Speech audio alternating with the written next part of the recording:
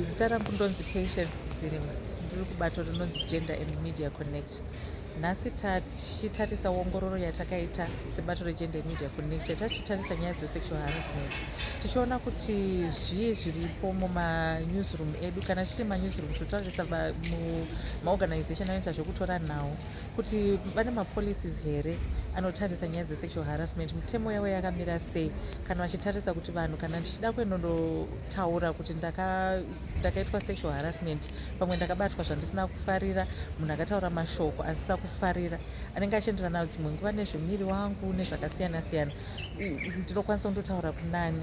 Mapolicies edu uye ari kutarisa here kuti vanhu kana vaita zvisina kunaka kudai kune vamwe, chii chinokwanisa kuitika, uye mumanewsrooms medu amune anoti mamechanisms here anokwanisa kubatsira vanhu kuti vakwanise kuti munhu kana abatwa anokwanisa kuwana protection kubva kune kwaari kushandira.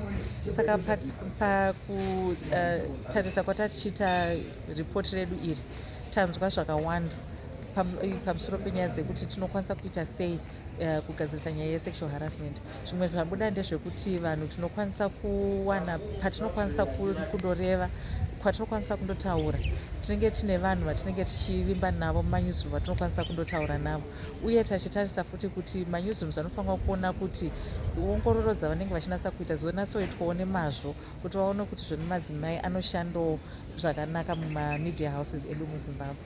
Mapurisa eZimbabwe Public Police vanotsigira urongwa huri kuitwa naGender Media Connect hwokuona kuti vanhu vachishanda mumabasa nyaya dzesexual harassment dzinogadziriswa, vanenge vapara mhosva vanosungwa. Dambudziko hombe tinoroona pakuti vanhu havadi kutaura, vanhu vanotya kumangara kumapurisa, kana vakamangara munhu anotaura kuti inini ndotyawo dzingwa basa rangu, kana kuti nyaya iyo ndazofunga kuti titaurirane zvingopera zvakadaro, asi hazvipedzi dambudziko. Tozoona kuti tikaenda kuno muHarare nekunana Bulawayo, vanhu vane mashoko anovabatsira.